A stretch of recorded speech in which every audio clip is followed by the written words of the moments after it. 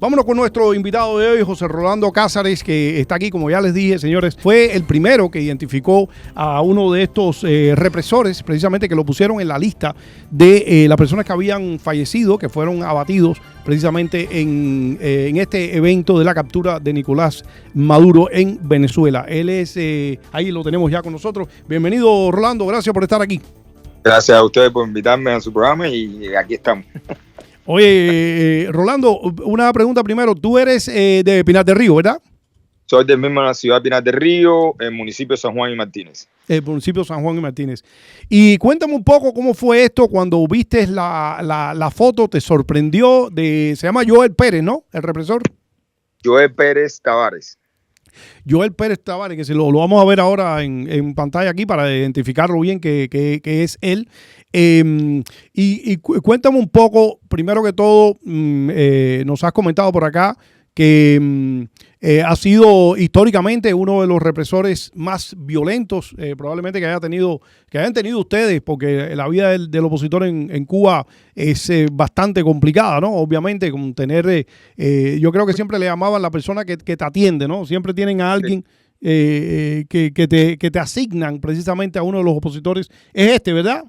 Ajá. Bueno, te diré que vengo a conocer, fui uno de los primeros a identificarlo, okay, pero no conocía su nombre. El nombre lo pusieron oficialmente el día, pero nada más que reconocí su foto, su físico automáticamente, su cara no se me va a olvidar del momento amargo que tuve con él.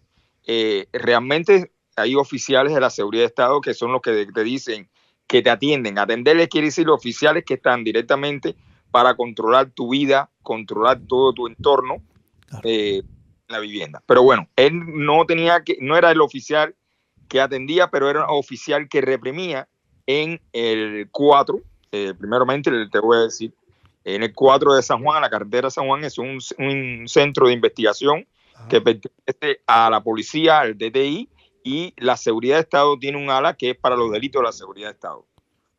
Este señor lo conocí por 2015-2016, en San Juan y Martínez aparecieron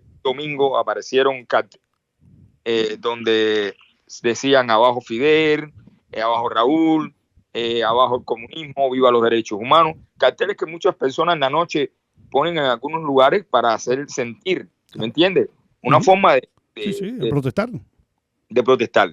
Y fuimos como cinco personas, éramos de la mesa de diálogo de la juventud cubana, opositores dentro de una organización, y nos llevaron para el técnico de la carretera San Juan para investigarnos.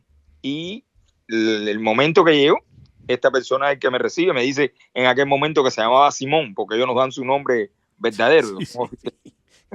Y se buscan nombres bíblicos incluso para... Simón. Y entonces yo le digo, bueno, ¿por qué yo estoy aquí detenido? Entonces automáticamente me traen una hoja para hacer prueba de caligrafía. Le digo, bueno, ¿por qué estoy aquí?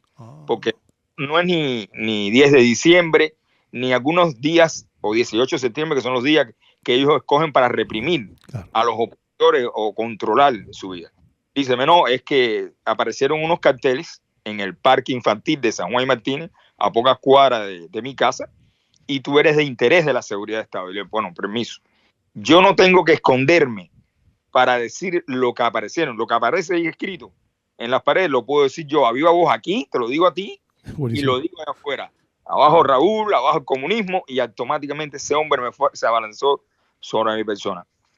No sé, esto le explico cómo es la parte de investigación en el momento que estaba. Es un cuartico con el aire acondicionado full, una silla enclavada al piso que no la puedes mover, incómoda, y yo traté de coger la silla para defenderme, pero estaba trabada y ese hombre se abalanzó hacia mi persona, me cogió por el cuello, me tiró contra la pared. Bueno, de ahí pasó mucho, no solamente a mí, sino a Michael Valladares Escala, otro miembro de la organización que ahora está en Naturpaz, y otro Ogelio Hernández Pérez, varios opositores que se acuerdan de eso. Pero yo estoy aquí en un país de libertad, yo sí puedo señalarlo, yo sí puedo decirle, yo sé que a muchos de ellos dentro de Cuba no pueden hacer lo que yo, denunciarle esto que pasó. Claro. Bueno, Michel Valladares ha sido bastante directo. Fíjate que ayer tuvimos el día intentando comunicarnos con él, pudimos comunicarnos con él, dice que no tienen corriente nunca, ahora mismo están apagados completamente, pero incluso nuestro productor acá me dijo, trátalo suave porque no tiene miedo. Y entonces eso también puede ser peligroso. Yo creo que lo que está ocurriendo ahora mismo hay que darle muchas lecturas. O sea, estoy hablando a raíz de lo que ocurrió con Maduro, a raíz de lo que está ocurriendo también ahí en las costas de Cuba, las referencias de Donald Trump con respecto a la situación del régimen en La Habana, que ha dicho literalmente que le queda poco, ha hecho sugerencias incluso de ya empezar a buscar por lo menos un candidato presidencial, que ha señalado a Marco Rubio, no sé si un poco de sarcasmo, un poco en broma o un poco en serio, no lo sé, porque tú sabes cómo es Trump, pero yo sé que eso sí tiene al régimen bastante nervioso. De hecho, ayer sale Díaz-Canel y entonces hace una declaración diciendo que él está dispuesto a conversar a igualdad de condiciones con Donald Trump o con el gobierno de los Estados Unidos. Me llama la atención porque tú formas parte de una organización que se llama Mesa de Diálogo y entonces no quieren dialogar con la oposición en Cuba, quieren dialogar entonces con el que tiene la fuerza. Eso te dice a ti mucho del régimen como tal, ¿no?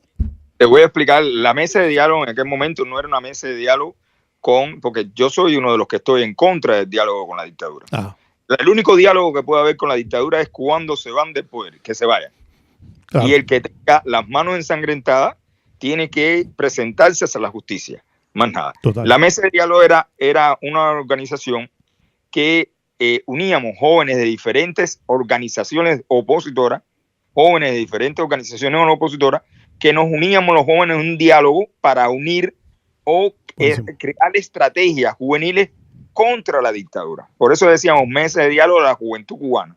Éramos los jóvenes opositores de diferentes partidos o organizaciones que dentro de Cuba no son legales, pero somos opositores, como el Cuba Independiente Democrática, de UEMACO, como UNPACO, como las Damas de Blanco. Habían muchachas jóvenes de las Damas de Blanco que también estaban en la mesa de diálogo. Claro. Y organizábamos diálogo de los jóvenes, cómo interesar a otros jóvenes que no están ni en el Partido Comunista ni en la UJC, de que Cuba necesitaba un cambio y que necesitaba a la juventud para estos cambios. Buenísimo. Yo quiero enfatizar una cosa también y decir que, por ejemplo, el Naturpaz es una organización que viene ya trabajando hace muchos años dentro de Cuba y ha sido atacado. ¿Y qué mejor que Naturpaz, que es una organización ecológica que llama a fomentar la ecología dentro del país? Y estas personas persiguen a las personas de Naturpaz simplemente por hablar de ecología. Es un estupidez de régimen.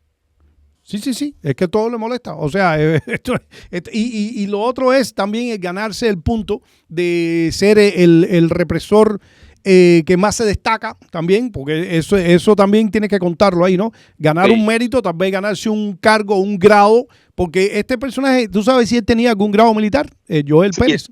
En aquel momento, ellos no, los oficiales de la seguridad de Estado, te explico, todos los opositores saben, nunca se han presentado con uniforme de verde olivo. Por eso me extrañó verlo con el uniforme de verde olivo después. Siempre lo vi, la primera foto que vi lo vi en civil, que andaba con una camisa azul. Ese es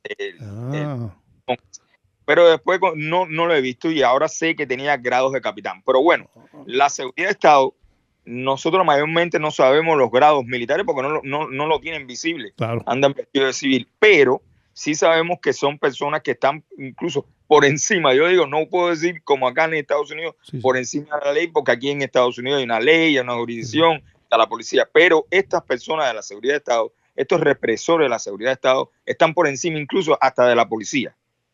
Claro. De la policía, porque la policía son instrumentos de ellos también para reprimir. Ellos son los principales gestores de la represión dentro de Cuba. Sí, tiene una patente aquí para hacer lo que le da la gana, sobre todo cuando se trata de los represores. Y yo me asumo que ese grado de capitán se lo haya ganado no en una guerra, porque además él debe tener, yo creo que está en los 40 y pico de años, asumo yo, ¿no? Sí. Por ahí creo que decía la edad en el otro, estaba creo con 48 años. O sea, quiere decir que probablemente en guerra no hay estado ninguna, no sé, no tiene edad ni siquiera por haber estado en la guerra de Angola, así que tiene que haberse ganado los grados estos, haciendo lo mismo que te hizo a ti, dándole golpes a alguien amarrado o cosas así, a cosas así. Es una cosa deprimente total. Esto, Carlos, también, recordemos que estas personas solamente en Cuba están adaptados a reprimir a las personas pacíficas. Esto que pasó, ellos nunca pensaron por su cabeza, claro, decirlo así, correcto, que iban a presentarse con un ejército profesional donde hay soldados profesionales. Estos son personas que están preparados para reprimir al pueblo. Por eso fueron a Venezuela, porque en Venezuela han habido protestas estudiantiles y hay jóvenes que han dado, como decir, la lucha dentro. Y entonces estas personas están adaptadas a controlar el país como tienen a Cuba inmenso en el miedo y de reprimir. Entonces los envían a Venezuela para exportar ese miedo que hay en Cuba, ese control en la persona. Y por el medio de la tortura psicológica, claro, física, y todas esas personas son expertos en la represión. Total. Pero a la hora de enfrentarse a un soldado profesional que está preparado en batalla, vaya, realmente no es así. Mira, yo ayer vi una noticia que traté de comprobarla, pero no encontré verificación que fuera real y por tanto estoy seguro que era falsa. Que se había violado el espacio, digo yo si es falsa, no sé si fue verídica, que se había violado el espacio aéreo, que un avión, un F, no sé si 15, 36 o 35 de los jefes estos americanos, habían violado el espacio aéreo cubano. Yo después lo busqué, porque tú sabes que hoy en las redes sociales hay una cantidad de noticias tremendas, hay que tener mucho cuidado, y no encontré confirmación de la noticia por ninguna parte, por tanto, yo creo que era falsa. Pero inmediatamente lo que me vino a la cabeza, eso puede pasar en cualquier momento. O sea, que Donald Trump empiece esos portaaviones que le tiene parqueado ahí ahora cerca, que de vez en cuando salga un avión y le viole el espacio aéreo. Yo quisiera, lo primero que me vino a la cabeza fue cuando es el sonido de aquellos pilotos cuando derribaron los aviones de Hermanos al Rescate. Con qué vehemencia, con qué, yo no sé cómo adjetivar también la forma como lo hicieron, con qué arrogancia ellos se vanagloriaban, que yo decía, pero ¿qué clase de militares son estos? Porque puede ser, o sea, que te digan, mira, hay un avión civil, es un Cessna, es un avioncito que tú lo tumbas con, vamos a estar aquí, un Cessna es una guaguita, ¿ok? No. Y que tú le des a un avioncito así civil y que tú te vanaglories como si tú le hubieses atacado a, yo no sé, a una nave norteamericana. Oye, entonces, yo decía, pero ¿qué clase de militar? Porque a veces los militares, incluso los militares de ciertas dictaduras, todavía tienen una ética, digo yo, quiero pensar eso, ¿no? Una ética militar. Aquí vemos, ¿cómo se llama? Entrevistas con Del Pino, personas que fueron del ejército, ¿no? Y tienen cierto tipo de ética, de respetabilidad incluso hacia el ejército del enemigo, etcétera, etcétera. Y esos tipos se vanagloriaban de haber derrumbado 2 avionetas civiles indefensas completamente, pero lo hacían con una excitación, como si hubiesen ganado la Segunda Guerra Mundial. O sea, yo no sé si tal vez hasta los pilotos de la Segunda Guerra Mundial se alegraban tanto cuando tumbaban un avión del enemigo, pero era una cosa tremenda. Y ahora lo primero que me vino a la mente fue, si esto empieza a pasar, yo quisiera ver a esos mismos pilotos salir detrás de los F-16 o de los aviones norteamericanos a ver qué rayos va a pasar. Porque es lo que tú acabas de decir, estos tipos están entrenados para abusar. Para abusar, se le llama una represión, pero es para abusar de la persona indefensa. Esa es la preparación que tiene. Pilotos mismos que derribaron la avioneta, bueno, ya uno aquí no fue uno, pero no fue que disparó, lo deportaron. Pero yo estoy pensando que esos pilotos que atacaron, ¿por qué no van ahora si dicen que violaron el espacio aéreo? Están tranquilos, metidos en su casa, tienen miedo. Claro. A Díaz-Canel, que salió también eufórico, que queríamos estar ahí en la lucha con Venezuela cuando llamó a la manifestación. Bueno, vayan ahí a la base de Guantánamo y Sí. No, yo digo que ellos están obsesionados siempre con la primera persona de plural. No, queremos y vamos. Pero después ni se incluyen ellos ni van a ninguna parte. Ustedes vayan ahí que yo los miro de aquí desde el 5º piso aquí del Palacio de las Convenciones. Rolando, quería preguntarte, volviendo al personaje, ¿este Joel es conocido ahí o él viene de otro lugar? O sea, ¿es de la barriada? Bueno, según no sabíamos nosotros, la mayoría, yo pensaba, porque recuerda que eso fue en el 2015, por ahí, finales del 2015, principios del 2016, yo después caí completamente, estuve 5 años completamente en la prisión, en el 2017, preso político, estuve completamente, después de los 5 años, cuando salí, por el 2021 no lo vi más. Incluso yo estuve otra vez en otra detención en el técnico, en la misma ala de delito contra la seguridad de Estado, y no estaba él. Había una mayor, era mujer. No me llamó la atención porque la mayoría de todos esos oficiales los mueven en todo Cuba, los de Pinar del Río para La Habana Oriente, los mueven a todos estos oficiales para, como decir, para que no conozcan tanto los opositores o las denuncias internacionales no recaigan mucho en ellos, por eso no dan sus nombres.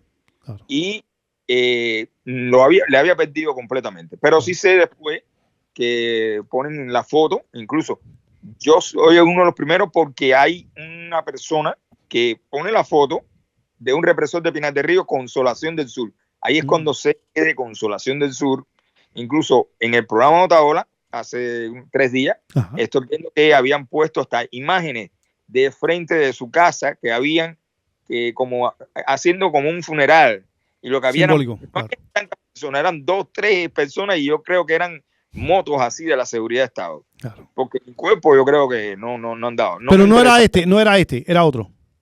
Sí, era de este, en Consolación. En Consolación. Pero no era el cuerpo. Tú sabes que hay personas que le dicen, falleció una persona, entonces en su casa hace algo, ¿me entiendes? Quizás haciendo. Pero bueno, nunca un ser humano debe alegrarse de la muerte de nadie, de otro ser humano. Pero yo sí estoy alegre, estoy contento, porque una de las cosas que se me quedó grabado fue: tú eres un lamebota de los americanos, a ustedes lo que hay que darle un tiro, hay que matarlo, y resulta ser que el karma, hay que esperar. Eso fue en el 2016, y el karma, resulta ser que lo mataron a balazo, lo que quería hacer es una persona pacífica, y también fueron los americanos. Tanta odio que tienen también ellos, pero no es lo mismo, como decimos en buen cubano, las personas en Cuba, el argot, y yo que soy campesino, no es lo mismo llamar al diablo que verlo venir. Correcto, exactamente. Ten cuidado cuando llamas al diablo. Ese es el otro dicho, claro. Sí, es verdad que son sentimientos encontrados. Uno no se alegra de la muerte de nadie, pero es muy difícil entristecerse por la muerte de alguien como este personaje.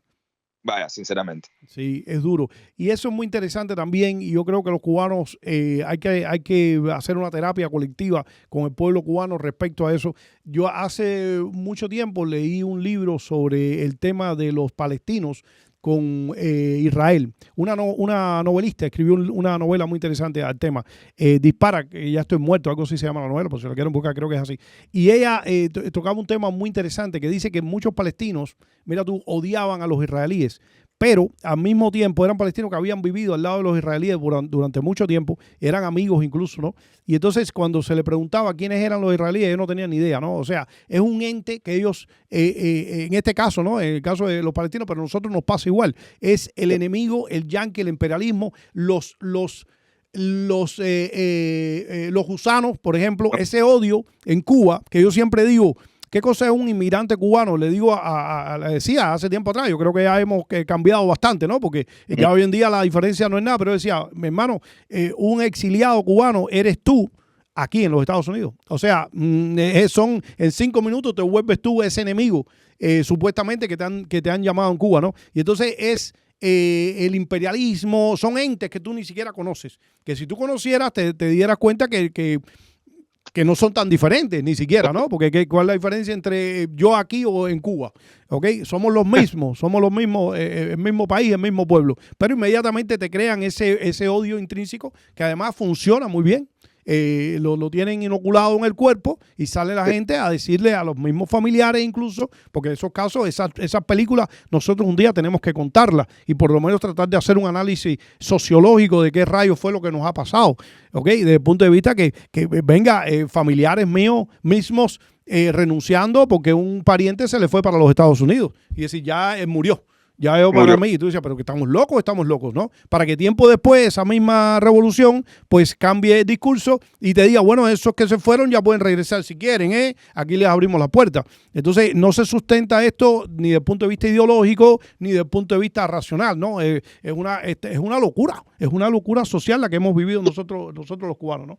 Pero es un tema tremendo. Y ustedes, yo verdaderamente me quito el sombrero siempre porque yo vine joven para acá, pero joven que pudo haber hecho cosas en Cuba. Llegué aquí con 21 años, pero ustedes también con esa juventud, porque tú empezaste también estando en la universidad, ¿no? Ya empezaron los conflictos tuyos con... Sí.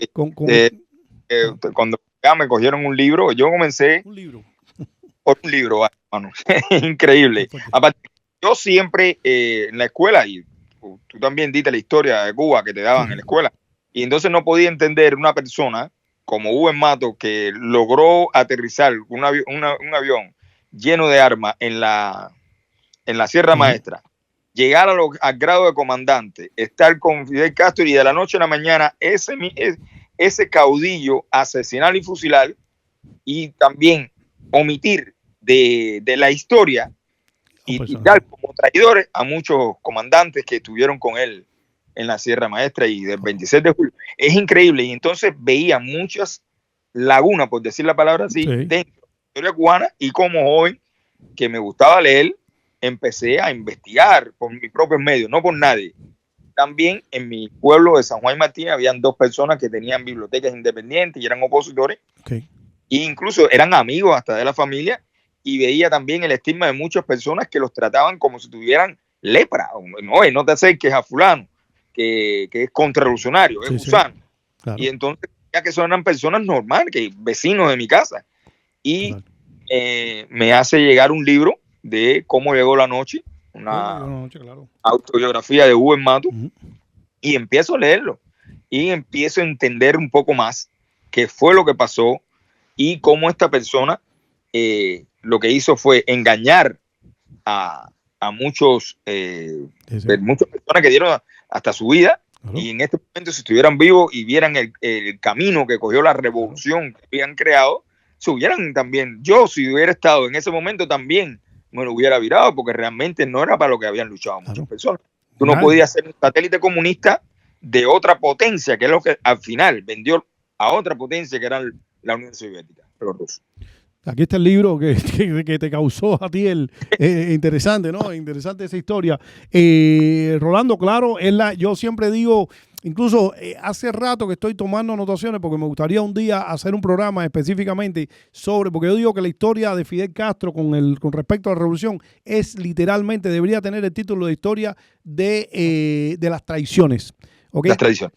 Es interesantísimo la cantidad de personas que supuestamente Fidel llamó traidores, que él terminó traicionando, sencillamente gente que fueron luchadores contrabandistas, personas que fueron con cargos, como incluso con grados de comandante, como el caso de Hugo Matos, el yankee que no me acuerdo el nombre de él, que también fue comandante, Morgan, fusilado también, pero además amigos de él, personas que lo ayudaron a él, como fue el caso de Aramis Taboada, que era un muchacho joven que cuando él cayó preso era abogado, fue de los que se tomó el riesgo de hacer campaña para que lo liberaran, para representarlo precisamente en los juicios. Ese también lo que le hizo fue una cosa tremenda, porque lo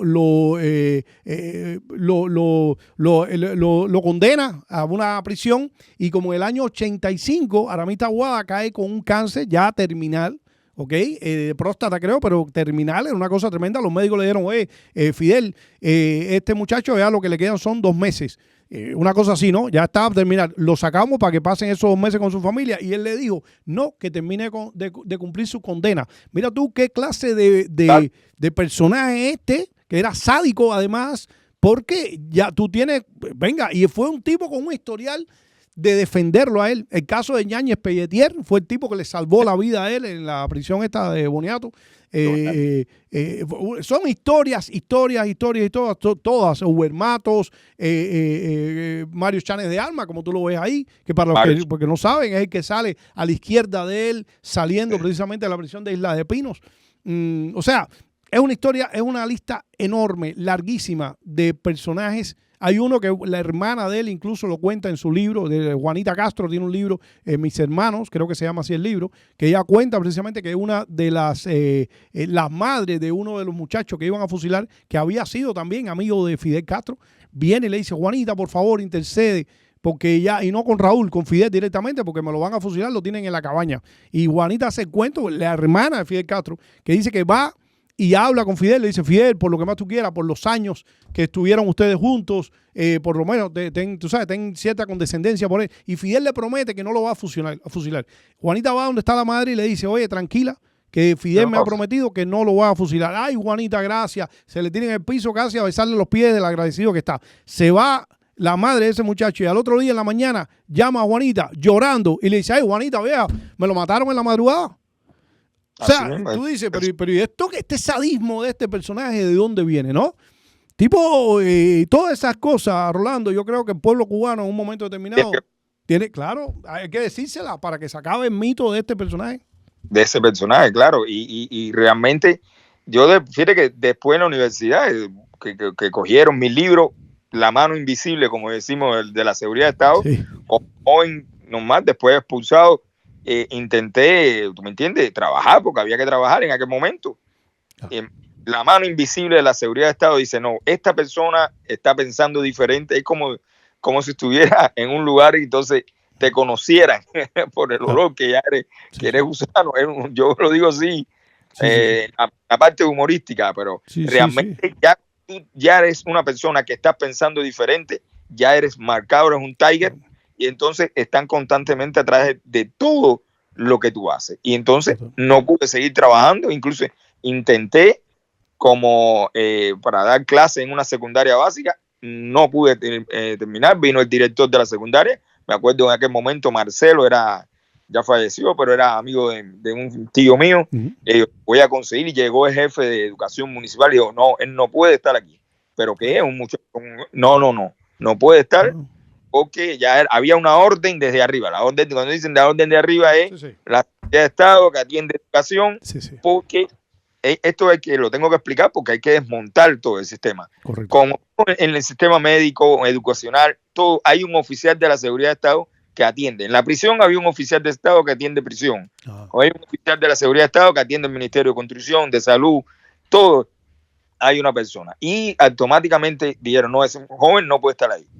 Ya cuando me vi, y dije, bueno, gracias a algunos hermanos, después pude incluso pasar curso de periodismo independiente después en la sección de intereses de los Estados Unidos. Pasé curso de periodismo, también de edición de video. Bueno, me pude profesionalmente y estudiar, y gracias también a la Embajada de República Checa, que también logré pasar curso. No solamente estuve en Cuba, sino visité otros países viendo elecciones internacionales. Estuve en Guatemala en el 2015 también, observando elecciones por la OEA. Bueno, estuve... Vaya. Claro, tremendo. Rolando, volviendo al personaje Simón, me dijiste que era el seudónimo del personaje, ¿no? Sí. Vamos a llamarlo, Simón se decía él. Simón se decía él, sí, sabe Dios. Tú sabes de otros casos, esto fue en el caso tuyo, por ejemplo, a ti te entran en este cuarto, viene él a interrogarte y entonces a torturarte, sea psicológico, sea físicamente, y luego... ¿Sales tú de ahí y entra otra persona, otro de los sospechosos? Otro también, que fue Michael Valladares Cala. Michael Valladares, claro. Estaba también, llegó en ese momento. Yo vine a saber lo que le pasó a Michael también, porque después cuando salimos todos, porque realmente no nos podían enjuiciar por poner carteles, sino nosotros éramos unos carteles vivientes. Claro. Nosotros decíamos, que seguramente Michael le había dicho lo mismo. Pero Michael le dio unos golpes, unas galletas, unas trompadas. Me dijo, Michel, como decimos en buen cubano, son galletas, trompadas. Sí. Y a otro también, a José Luis Hernández Pérez, le dio unos... Era una persona que yo pienso que no solamente a nosotros, sino cuántas personas han cumplido sanción por poner carteles, que él le haber dado golpes, incluso lo haya hecho firmar alguna confesión con esos medios. Sí, claro. Sí, sí, sí, porque además eso es un mérito para ellos. El abusador tiene eso, ¿no? Y sobre todo, yo siempre digo que desde el punto de vista psiquiátrico, ¿no? Porque ya esto es para psiquiatría también, tiene algo, ¿no? Yo creo que tiene mucho de cobarde, ¿ok? Porque yo pienso, como quiera que sea, que ver a una persona delante de ti, indefensa, lo mismo amarrada que indefensa psicológicamente, ¿no? Que tú sabes que está todo, y darle golpe sencillamente por una causa, aparte tan naif, ¿no? Tan noble o tan, o sea, tú no mataste a nadie, tú pusiste un cartel en un lugar determinado, ¿no? Tú te leíste un libro, tú tienes una idea tuya, ¿no? Yo pienso semejante cosa. Fidel Castro decía que la batalla de él era una batalla de ideas. Yo siempre digo, caramba, pero que la única idea que se escucha aquí es la tuya, hombre. Pero entonces, ¿qué batalla de ideas es esta? Entonces vas a ganarme tú siempre, ¿no? Y cuando yo levanto la mano para decir mi idea, entonces empiezan las acusaciones de cuidado, porque esa idea tuya se parece mucho a la idea del enemigo, ¿no? Entonces tú dices, bueno, ¿y esto qué cosa es? Yo participé en una reunión en Teatro Mella en Cuba, en la reunión era conmigo. Estábamos todos sentados porque estábamos en un ensayo, y yo recuerdo que era una reunión entre los trabajadores del teatro, ¿no? Y estaban los tramoyas, ahí estaba, y nosotros estamos éramos la audiencia de esa reunión. Y de buena primera empiezan a tirarse unos a otros los problemas que habían, que además era muy útil, ¿no? Muy sano. Pero alguien, eso a mí me llamó mucho la atención y me reí porque yo dije, alguien se para ya, como no tenía argumentos para discutir con la otra persona, y dice, óigame, que no tenía nada que ver con nada. Estaban discutiendo que si la soga estaba podrida, que si la cortina no bajaba a tiempo, etcétera, etcétera. Y uno le dice, bueno, mira, a mí me parece que ya los planteamientos tuyos se están pareciendo mucho a lo de la contrarrevolución. Y oye, ahí todo el mundo, eso era, si hubiese musicalizado el momento, le hubiesen puesto una música de tensión, porque ahí el otro dijo, no, espera, no me pongo ese cartelito porque ya yo no hablo más aquí, yo no hablo. Sí, pues yo no, porque de ahí que te metan en la cárcel, claro, por eso es un país que no avanza. Porque es el miedo, es el terror cuando te tocan sobre todo ese tema de, óigame, compañero, usted ya se parece mucho a lo que dice el enemigo. Esto parece que es una contrarrevolución. Esas cosas tú dices, ¡ay Dios! Yo voy a decirte un ejemplo, por ejemplo, que me pasó como defensor de derechos humanos dentro de Cuba y en Pinar del Río. Vaya, más todavía. Todo el mundo sabe que el 10 de diciembre es el Día de los Derechos Humanos. Y como tal, en los años, te estoy hablando de que comencé en la oposición, 2002, 2003, 2004 para acá, hasta el 2018 más o menos, después que salí de la prisión, yo me asusté porque antiguamente cuando hacían los actos de repudio que se rodeaban mi casa el Día de los Derechos Humanos para que ningún opositor llegara y nosotros festejar entre hermanos el Día de los Derechos Humanos o gritar alguna consigna, decir derechos humanos en Cuba era disentir y era ir preso. Total. Nadie quería hablar de derechos humanos. Después de un tiempo, por eso que hay que ver también cómo ellos han mutado. Sí. Ya ellos utilizan la palabra derechos humanos a su favor para defenderse de, como decir, por ejemplo, en Naciones Unidas, y ellos sí son la bandera de derechos humanos, porque para ellos derechos humanos ahora es la educación y la salud. Algo que ya está decaído, porque en Cuba no funciona nada. Pero ya la palabra derechos humanos la han utilizado ellos ahora como para escudarse de muchas cosas. Claro. Sí, claro. No, totalmente. Bueno, es que ese ha sido el engaño total de siempre. Yo recuerdo, yo teniendo casi 16 años, en el barrio mío había un vecino que viajaba mucho, que además era un tipo, se llamaba revolucionario, ¿no? Era un tipo que estaba con el gobierno bien, ¿no? Pero éramos vecinos y nos llevábamos bien, etcétera. Y entonces, a veces, cuando él venía a algún viaje, nos reuníamos en su casa, conversábamos, y yo, de una forma muy ingenua, le digo que ya yo sabía, era una pregunta que iba directa, ¿no? Yo tenía 15 o 16 años, estoy hablando yo muy jovencito, y entonces le digo, dime una cosa, ¿es verdad que en el capitalismo eso de que la educación hay que pagarla y la medicina y todas esas cosas, lo que nos dicen aquí, eso es verdad? Y entonces me da una respuesta que a mí me llamó mucho la atención, muy, ¿cómo se puede decir? Diplomática, ¿no? Y me dice, mira, Tony, te tengo que ser sincero. Me dice, el capitalismo ha mejorado mucho. Entonces, me dice así, ¿no? Y yo después, claro, yo sabía la respuesta y él sabía que yo sabía la respuesta, ¿no? Obviamente, era una pregunta retórica, ¿no? Como tal. Y entonces él salió y cuando yo llego acá, a los Estados Unidos también, yo me empiezo a dar cuenta, porque uno aquí se te abren los ojos de una forma tremenda, ¿no? Empiezas a conocer tú una realidad y empiezas a ver la gran mentira, la gran estafa, ¿no? Sacando el título de Eudócio Rabines, con la que nos envolvieron a todos los cubanos durante todos estos 67 años. Porque yo creo que todavía en Cuba hay gente que piensa, que todavía piensa así, que se cae aquello, entonces llega un capitalismo que ellos te pintaron, además, que yo reto a cualquiera que me traiga una imagen, ¿ok? De la pobreza de la época de Batista, fíjate, así, de día, oye, mira cómo se vivía en los años 50 en Cuba, pero la más tétrica, así, la de que ir al campo y ver unos niños descalzos, que los había. Y tú me vas a decir a mí, si no, yo no te puedo traer 100 fotos igualitas de esas en estos momentos. Y peor también, que me lo digan así ahora mismo. Yo reto a cualquiera, le digo, muéstrame una foto de esa época y yo te voy a mostrar. Entonces, y dime que eso no está pasando ahora mismo acá en Cuba. Después de 67 años de mentira y de promesa. Esas cosas de la medicina gratis, y de la educación gratis, derecho al deporte, toda esa sarta de mentiras y de cosas que lo ayudó a ellos a envolver a un pueblo, a robarse la narrativa, porque entonces lo que te hacen es, fíjate que yo digo que a ver, hicieron un trabajo con nosotros espectacular. Por eso, Fidel, por eso no dejaban. Yo me enfrenté a una persona en un debate que hubo aquí en televisión hace mucho tiempo, una latinoamericana, y entonces que era pro gobierno cubano, ¿no? Y entonces yo me maravillaba, ¿no? Lo que tenía en la cabeza. Pero yo entendía, le explicaba cosas que ella ni siquiera creía, ¿no? Y decía, tú te puedes poner a pensar de que yo, en la etapa mía, porque eso ahora, obviamente ellos se abrieron un poco porque no tienen otra opción, ¿no? Pero en la etapa que yo viví en Cuba, salir de Cuba estaba literalmente prohibido, no importa el dinero que tú tuvieses. O sea, tú pudiste haber ahorrado toda la vida un dinero. Bueno, ese es el famoso video de Eliezer Ávila, ¿no? Que se le enfrenta a Alarcón y le hace una pregunta muy naif al mismo tiempo, pero con un poder tremendo. Que le dice, ¿por qué yo no puedo viajar a Bolivia? A ver dónde murió el Che Guevara. Eso es una pregunta. Eso fue, ahí se quedó vacío Eliezer con esa pregunta.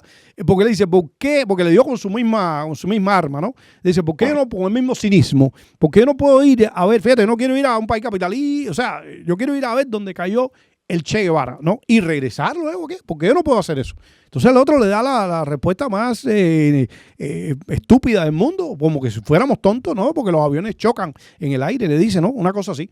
Pero me di cuenta, fíjate, apartando todo eso, de cuál era la razón. ¿Por qué no quería que nosotros saliéramos? Bueno, porque no, para que tú no descubras lo que hay fuera de Cuba. Porque mientras yo te siga acá, yo te controle la narrativa que tú lees, como te pasó a ti, que le pasó a todo el mundo. Porque eso no, yo le dije en el debate ese televisivo, yo no me quería creer lo de los libros, que tú lo has expuesto acá y todos lo sabíamos, ¿no? Yo le dije, espérate, pero es que ellos lo han confesado. Una de las películas más famosas de Cuba, que se han producido en Cuba, Fresa y Chocolate, es el tema que trata, literalmente. Es un tipo que se encuentra con alguien en el Copelia, un homosexual, y le dice, ¿y qué tú haces con esos libros? Esos libros que tengo aquí, esos libros aquí, eso los puedo leer yo, escondido. Ese es el tema. Una película fue nominada o por lo menos estuvo en la lista de las nominaciones para el Oscar, etcétera, etcétera. Entonces, es el absurdo total que todavía incluso me llamaba mucho la atención cómo esa izquierda de Hollywood todavía aplaudía, teniendo ahí en su expediente los temas de cómo vive una sociedad cubana, ¿no? Con una represión no solamente física, una represión intelectual, una represión de pensamiento, como dices tú. Cuidado, porque yo sospecho lo que tú estás pensando y es muy peligroso eso. En los sistemas totalitarios y también comunistas pasa en eso, porque realmente han habido sistemas yo estuve en una discusión con un chileno en un evento que tuvimos en Latinoamérica, observando elecciones, capacitando. Entonces el chileno me dice, no, porque yo tuve una dictadura donde hubieron desaparecidos, y oírlos ustedes hablar de dictadura sin conocer, y un momento, tú puedes hablar de dictadura, pero al menos en la dictadura supuesta de ustedes de Pinochet, habían personas que eran del Partido Comunista que estaban tratando de quitarle el gobierno a la fuerza con bombas y todo eso. Por eso había un problema en la dictadura. Pero la economía de tu país, la salud, claro, los servicios básicos del ser humano nunca estuvieron ni mal ni nada. Mientras que en Cuba tenemos una dictadura que nos reprime, no nos desaparece, pero nos reprime también. E incluso hay otras historias también de otras personas que ellos han cometido y le han dicho, te podemos matar, apareces te enterramos y después decimos que te fuiste. Justificaban el exilio, la salida de las personas, ¿tú me entiendes? Al exilio, y te decían, te podemos matar y después te fuiste en una lancha y te ahogaste. Quiere decir que hay también la parte que podían desaparecerte. Y la otra, la economía del país devastada. Solamente podían vivir los barrigas, como decimos, los barrigas llenos. Pero tú no puedes ir a un hospital, ibas a un hospital en el tiempo de la dictadura de Pinochet y los hospitales estaban bien, no había ningún problema. Pero en Cuba... Es que mira, a mí no me gusta caer en la cosa porque dictadura es dictadura y hay que huirle a todas y todas son dañinas. Ahora, lo que hay un tema nada más aquí, que es lo que tú acabas de poner. Incluso ayer estábamos discutiendo acá en la producción que a mí me resulta, con el tema de Venezuela, a mí me resulta muy interesante que la historia de Venezuela se parece muchísimo a la historia de Cuba. O sea, en el sentido de, fíjate, en los años 50, vayámonos un poquito antes de la entrada de Fidel Castro, apareció una dictadura en Venezuela que precisamente toma el nombre del dictador que era Marcos Pérez Jiménez, ¿ok? En el 1953, Batista entra en el 52. Ellos en el 48 había entrado Rómulo Gallegos, el famoso escritor de Doña Bárbara, que lo que dura el mandato de él son 6 meses, porque creo que cometió errores, cometió errores estratégicos, no errores democráticos, ¿no? Como que le quitó el poder a los militares se sintieron un poco como en segunda posición y le dan un golpe de Estado. Y ahí hay un mandato de militares hasta el 53. En el 53 está Marcos Pérez Jiménez. Fíjate que nosotros entramos en el 58 con Batista. Marcos Pérez Jiménez era un dictador de derecha. Pero ¿qué pasa? Cuando llega el 58, creo que fue, 23 de enero, que es la fecha clave de los venezolanos, 23 de enero del 58, ¿ok? Se va Marcos Pérez Jiménez, ¿all right? Y entra entonces Rómulo Betancourt, que es el otro presidente. Fíjate la semejanza del 53 al 58, nosotros del 52 al 59, ¿ok? Unos meses después viene la revolución en Cuba en el 59. Pero Marcos Pérez Jiménez, aquí está la historia también. Si ves los logros sociales de Batista, ¿ok? Desde construcciones, que ¿por qué lo hacía?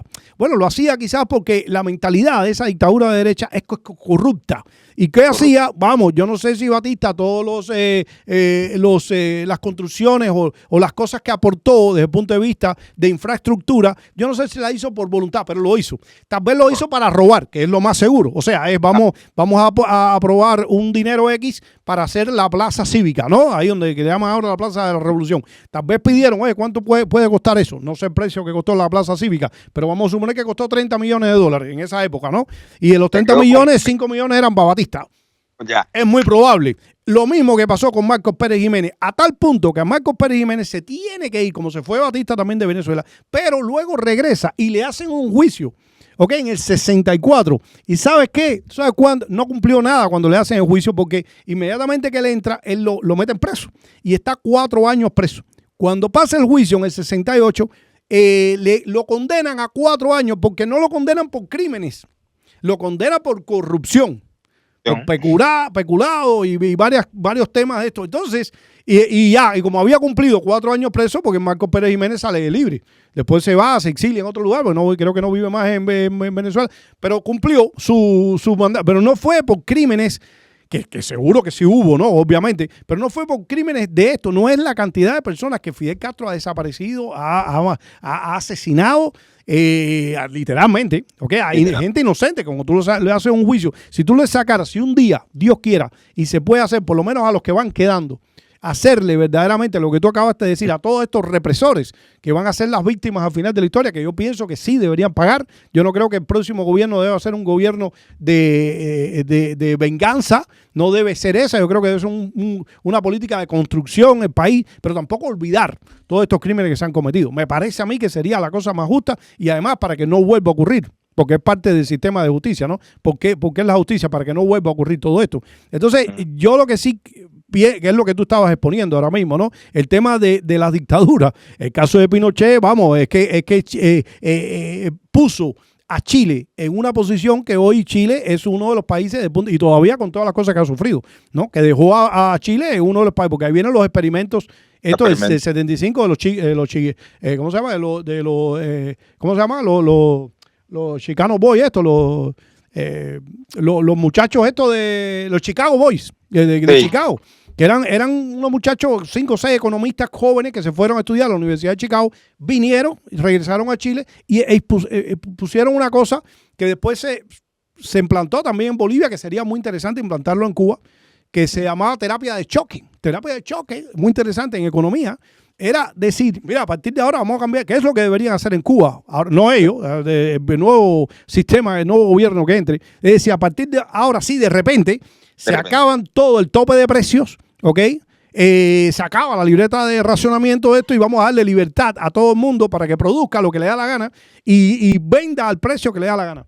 Y mira, ahí están los Chicago Boys. ¿Cuántos son ahí? Ahí de 1, 2, 3, 4, 3, 7. Me equivoqué por uno. Estos muchachos, estos son chilenos que los mandan a estudiar ahí a la Universidad de Chicago y luego regresan a Chile y hacen un programa de gobierno, un programa económico de la economía y ponen a la economía chilena a brillar, que es lo que todavía tiene. Eso.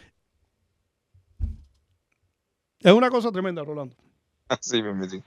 Pero bueno, oye, quería preguntarte el tema volver un poco acá porque me llama muchísimo la atención.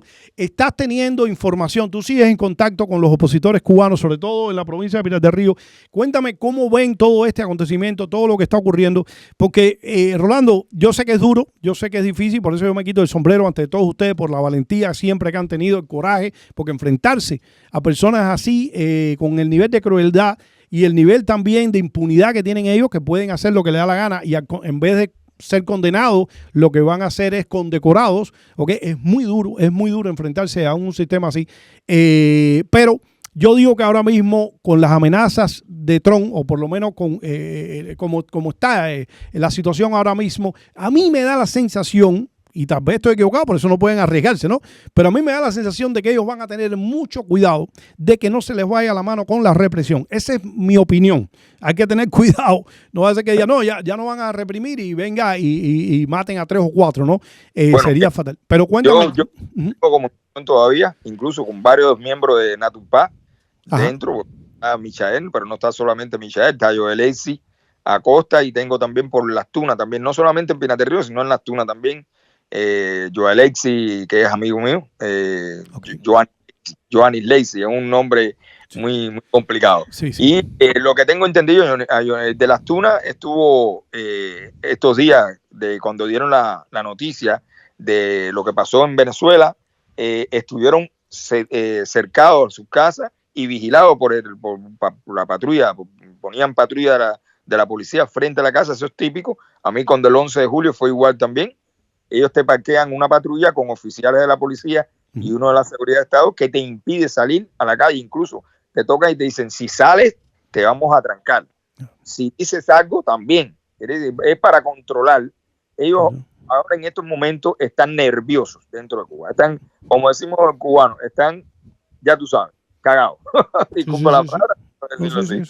Pero realmente ellos están en su sede de miedo que tienen, que no pueden hacer nada porque están nerviosos, están controlando a la oposición dentro de Cuba, están visualizándolos y los están controlando, estas personas de la seguridad, gastando los medios para que los opositores no puedan salir. Esto no es solamente en Pinar del Río, sino en toda Cuba. Claro. Todas las personas que son opositores están controladas. Y la otra, ellos en cualquier momento con los presos políticos, sabemos que los presos políticos en Cuba son moneda de cambio de la dictadura para dar y pedir algunas concesiones. Tenemos que estar atentos a lo que pueda suceder. Ya vemos que el mismo presidente Donald Trump dice que ya tienen contacto, que hayan hablado. Díaz-Canel salió a decir que realmente es mentira, pero sí sabemos que hay contacto, lo que ellos no lo querrán decir. Claro. El embajador de los Estados Unidos, Mike Hammer, que estuvo en Pinar del Río, estuvo con miembros de Natupá también, que fue un encuentro bastante fructífero. Lo ha dicho, incluso con Mario Pentón, lo dijo en radio. Ayer vi la entrevista, que no puede decir más, pero sí el presidente Trump está diciendo la verdad. Lo que diga Díaz-Canel no le creemos a nada de lo que diga. quizás no están hablando ni con el mismo Díaz-Canel. Claro, no, que no lo están. Que no es el poder del poder en Cuba. Sí, no. No, Díaz-Canel es desechable y él lo sabe, bueno, yo creo que lo sabe hace muchos años, mucho tiempo, pero yo creo que se lo confirmaron cuando lo de Alejandro Gil. O sea, que defenestren a Alejandro Gil, que 2 días después él lo felicite por Twitter y por su cumpleaños, y al día siguiente le digan que Alejandro Gil está en una cárcel, que es un tipo corrupto. Eso es que él no tenía la más remota, o es muy cínico, que además sí lo es, pero estaba perdido. O sea, es como diciendo, tú no sabes nada de esto aquí, tú no ni te metas en esto. No, yo estoy seguro que la conversación no es con Díaz-Canel, o sea, no es con Díaz-Canel con quien hay que hablar. Si esto es serio o no es con Díaz-Canel. Y él lo sabe, él es un títere ahí que desechable, que yo estoy seguro, bueno, yo tengo esperanza que esto termine en 1 o 2 meses. Es muy importante para mí, Rolando, que lo que vaya a pasar en Cuba pase antes de noviembre, porque en noviembre hay elecciones aquí en los Estados Unidos por una cuestión de que siempre ocurre. Por lo general, el incumbent, ¿no? Que el incumbente, como dicen, pierda, ¿no? El que está en el poder en ese momento pierda votos. Siempre pasa, ¿no? Sería un milagro que Donald Trump no pierda por lo menos o el Congreso o el Senado, probablemente pierda los dos. Y entonces se complica un poco más la situación ahí. Yo creo que lo que debe pasar en Cuba debe pasar antes de noviembre. Ellos deben estar rezando en Cuba, ganando tiempo precisamente para que eso pase con esa esperanza. Por eso yo creo que es muy importante acelerar cualquier tipo de proceso. A mí me parece que sí, porque Donald Trump, el otro día que me decía, Donald Trump todavía no hace un año que está en el poder. Y mira todo lo que ha logrado. No, es una cosa tremenda. A mí me parece que lleva 10 años ya, ¿no? No hace un año, ahora creo que el 20 de enero fue que se hace la juramentación aquí en los Estados Unidos. Entonces, no hace todavía un año que el tipo está en el poder. Y lo que ha pasado es una cosa tremenda. Y enero, o sea, el 2026, hoy es 13. O sea, hace 10 días, 13 días solamente que empezó. Y ya yo dije... Ayer yo le dije a mi mujer que me parecía que estaba en diciembre ya, que le dije que ni quitara el arbolito, porque ya estamos a punto de ponerlo de nuevo, ¿no? Porque pasan muchas cosas y eso me gusta, me parece que es muy positivo eso, que se aceleren todos esos procesos para que lo que vaya a pasar en Cuba pase inmediatamente. Ahora, este mandato de Donald Trump ha venido a la cabeza como un secretario de Estado, como Marco Rubio, que él ha dado en el clavo a las dictaduras que hay en la América. Y pensamos que esto va a ser, este año, 2026, pienso que va a ser un año bastante bueno para... Yo creo que lo está haciendo ya, definitivamente. Ahora, hay otra cosa también ahora con estos. Ellos anunciaron recientemente que ya creo que el jueves llegan los 32 cadáveres, ¿no? A Cuba. Me parece que vi la noticia por ahí. Hay una persona bastante seria que me dijo que no los iban a mandar primero. Yo creo que esa persona está equivocada porque lo están mandando, punto número 1. Pero bueno, yo escucho a todo el mundo y esto es a nivel especulativo siempre, porque como no sea información, yo siempre digo que como cuando no hay información, tú tienes derecho a analizarlo y a especular al mismo tiempo. El análisis tiene parte de especulación siempre, ¿no? Pero él me dijo una cosa, y esto es una persona seria, ¿ok? Él me dijo una cosa que me llamó la atención. Le dije, pero ¿por qué no? ¿Por qué no? Porque me llamó la atención eso de por qué no repatriar, ¿no? a los cuerpos, los cadáveres. Y entonces me dijo algo tétrico, algo verdaderamente espantoso, pero me dice, tengo entendido que todos los disparos fueron en la cabeza. Y tengo entendido que fueron muy feos, para no narrarte aquí el nivel. Entonces, vamos a ver si esos velorios que se van a hacer, si se van a hacer, en qué condiciones llegan y si se hacen con lo que vinieron el 7 de diciembre, cuando vinieron la gente de Angola, que sí, lo que hicieron a jóvenes a morir en Angola. Pienso puede hacer, veremos. Bueno, muchos de esos ataúdes que llegaban de Angola, hay muchos testimonios de que llegaban vacíos. Claro, ¿por qué? Y eso está más que probado por una sencilla razón que me explicaba también alguien que estuvo en Angola. Me dijo, Tony, muchos muertos en Angola morían, por ejemplo, en los pantanos estos, que las aguas, ¿cómo se llama? Que te hundes. Hey. ¿Cómo se llama eso? Se llama tierra movediza, una cosa así. Arena movediza. Me dice, a veces caían ahí y eso, ¿quién iba a rescatar eso? Entonces llegaba un ataúd allá a Cuba, como que ahí está fulano de tal, tú sabes. Entonces, nunca más, eso no se puede abrir, eso qué sé yo, qué sé cuándo, los cremamos y lo que te traigo es la cremación aquí, qué sé yo, una cosa simbólica como tal, ¿no? Pero la realidad es que estos personajes tuvieron una muerte espantosa, porque además la cosa de no poderse mover, dicen, hay muchas especulaciones de cómo fue todo eso. Vimos un testimonio que lo publicó precisamente la vocera de la Casa Blanca, de un diálogo de alguien que está narrando lo que ocurrió, y dijo que de buena primera esos aviones que estaban entrando lanzan unos sonidos, ¿ok? Y esos sonidos aturdían a todo el mundo, que incluso los puso a sangrar por la nariz, por la boca, y que no podían moverse. Es una cosa tremenda, ¿no? Entonces, si los inmovilizaron de esa forma, que tú no podías ni siquiera sacar tu arma, defenderte, y luego que entre un marín de esto y estaba matando a todo el mundo, que lo hicieron además, dicen que por salvarle también la vida a Maduro, porque estos personajes son tan tétricos, son tan, bueno, tú lo has narrado acá, ¿no? La mentalidad de estos personajes, tal vez es cierto que tenían la orden de, en caso de que, de un momento determinado, eliminar al personaje, ¿no? Sí. Así que cualquier tipo de lectura. Entonces, volviendo a Joel, volviendo a Simón, tú me dijiste que él no es de San Juan de Martínez, me dijiste que era de dónde? Él es de Consolación. De Consolación del Sur. Consolación del Sur.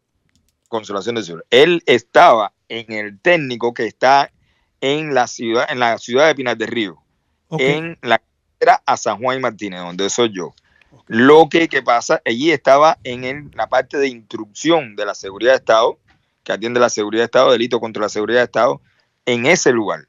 Y ahí entran las personas cuando tienen algún delito contra la seguridad de Estado, lo llevan ahí, y son estas personas los que se dedican a torturar. Es como decir, el Villa Marita. El Villa Marita de Pinar del Río está ahí. Exactamente. Wow. Ya. Qué fuerte, bro. No. Y hay testimonios de muchos venezolanos que lo fueron torturados, que ahora empiezan a salir. Fíjate que le han dicho que se han demorado, la demora que le están exigiendo aquí en los Estados Unidos, era una de las condiciones, parece, es libérame a todos los presos políticos que tienen en Venezuela, y eso comprometieron a que lo van a hacer. Lo están haciendo por cuotas, ¿ok? Creo que sacaron 17 el primer día, 22 el otro, qué sé yo. Y una de las razones es, una es hacerse los duros, ¿no? Bueno, nosotros lo sacamos según, pero hay otra opinión también, que es porque no lo pueden sacar en las condiciones que están. O sea, están en una condición tan deprimente que sacarlo sería incriminarse ellos mismos, ¿no? Que están muy flacos o no pueden caminar. Pero muchos de esos venezolanos que han salido a dar testimonio después han dicho que escuchaban acentos cubanos en las personas que lo estaban torturando. Oye, señores, esto es una cosa, es una falta de... Tony, y eso es importante y quiero aclarar una cosa. ¿Sí? Estamos hablando poniéndole el nombre de mercenario, por ejemplo. Hay en un reportaje de Mario Pentón, hay un familiar que incluso dice que esta persona fue a manejar el carro. Sí, lo pusimos aquí. Que no era una gente, que fue por dinero. Porque, ahí ponemos un stop. No podemos confundir a los cubanos que están yendo a Rusia y están entrando en el ejército en Ucrania, porque la mayoría no son militares, la mayoría son cubanos, algunos que están buscando, eso sí están buscando dinero, porque tengo entendido, incluso ya se han reunido con algunos, los han entrevistado, que están detenidos en Ucrania, con Orlando Rodríguez de la Asamblea. Coroná, han hablado con él, incluso lo han dicho que lo hicieron porque no tenían dinero, querían salir de Cuba. Claro. Eso lo sabe todo el mundo, y la situación más todavía. Que estas personas que fueron a Venezuela, estas personas sabían lo que iban a hacer a Venezuela. Eso sabían que iban a reprimir. Claro. No era que eran chofer solamente. Yo lo digo porque no es lo mismo ir como médico, como especialista, como entrenador deportivo, profesor, claro. Yo conocí a un boxeador que falleció ya, apellido Regalado, de Pinar del Río, muy bueno, que fue como misión deportiva a Venezuela. Claro. Pero que no me vayan a decir de que este Simón Joel fue a Venezuela solamente a defender a Maduro. No, este señor sabía lo que iba a hacer. Claro. Ahora, que como cubanos estaban en el sistema de seguridad porque había confianza, ¿tú me entiendes? Por parte de Venezuela, de estas personas, porque el presidente de Venezuela no confiaba ni en los mismos venezolanos porque sabían que podían venderlo. ¿Tú me entiendes? Y por eso tenía a los cubanos, porque claro, como decir, la mina de oro que había que cuidar. El régimen los mandó a ellos, le dio la orden de cuidar a Maduro, pero ellos estaban ahí para reprimir también, para controlar, para hacer labores de inteligencia y reprimir a civiles. En ningún momento lo podemos comparar con los mercenarios supuestamente que hay en Ucrania, ni que fueron a buscar dinero. Ellos le iban a dar dinero por la labor que iban a hacer, porque es como un método de pago de la dictadura hacia sus servicios, pero servicios que iban a hacer de reprimir al pueblo venezolano. Claro. No, y hay otro punto ahí que pones, me llama la atención también, que yo pienso que si vemos las caras de estos tipos, de estos 32 que han por lo menos publicado, ¿no? Tú que conoces a este Joel, ¿tú crees, y te pregunto así, que porque vamos a estar aquí, para estar en el círculo de protección de Maduro? Oye, yo siempre pensé, bueno, a no ser que haya degenerado tanto la preparación militar del ejército cubano, que además yo no sé si esto ha sido siempre una inflación, ha estado siempre inflado, ¿no? La capacidad de estos tipos, pero a mí me parece, hay un tipo de personaje aquí de 62 años que yo me imagino que eso lo han llevado por la inteligencia. El coronel que parecía más capacitado, Roca, el famoso Humberto Roca, el canoso que hemos visto aquí en fotografía, que por cierto tiene las hijas viviendo aquí en los Estados Unidos, que es la cosa más absurda del mundo, ¿no? Pero de ahí en fuera, el otro que decía que era chofer, que la familia dijo, pero que si él nunca, dice que incluso que esto es un montaje, lo que tú dijiste anteriormente, de algunos vestidos de verde olivo, dicen nunca se puso ropa verde olivo ni nada, y que tuviesen a esos personajes al lado ahí, en el círculo íntimo de Maduro. Aquí hay varias lecturas, o esto era otra gran estafa del régimen de La Habana, o ya ellos saben que todo lo que le han vendido a Venezuela con respecto que lo que son es matones de personas desnutridas y muertos de hambre, vamos a ponerlo así, porque un pueblo que matan de hambre y luego lo reprimen como tal, ¿qué método es el que tienen, no? Pero todo esto se lo han vendido y probablemente estaban cobrando tremenda plata.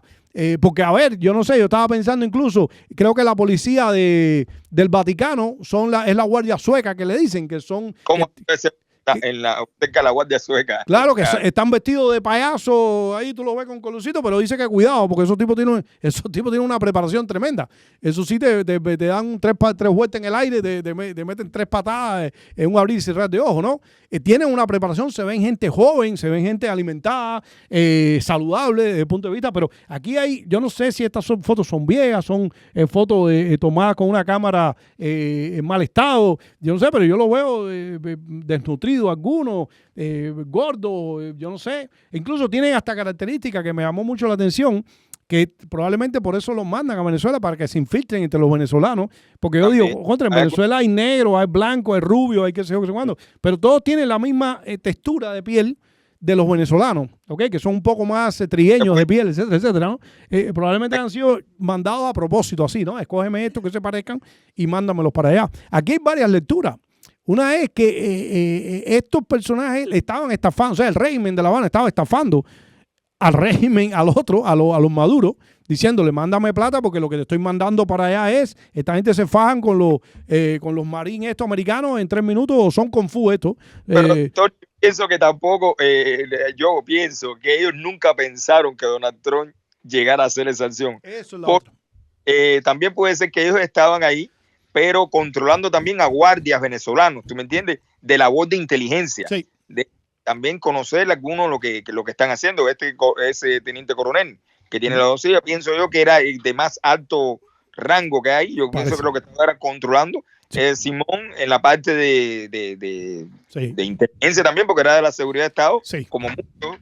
Y algunos los que decían que eran de la FARC son los que pueden ser personas que de ayudante, no sé, estoy especulando, pero la otra parte es que ellos estaban conscientes que no iba a pasar nada, no pensaron nunca que el presidente Donald Trump tomara en serio realmente la situación, y no la tomaron en serio ellos. No lo tomaron en serio. No. Sorprendió a todo el mundo. A mí me sorprendió, ¿eh? Y yo creo que ha sorprendido a todo el mundo, a la prensa. Incluso, fíjate, esto ocurre en la madrugada.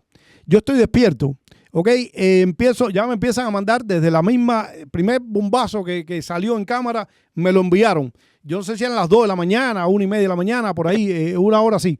Cuando yo empiezo a buscar noticias, yo digo, bueno, esto puede ser muchas cosas especulativo, hay que buscar rápido información porque las redes sociales pues te engañan. Me meto en la BBC, en Reuters, me meto en Deutsche Welle de Alemania, me metí en todos lados.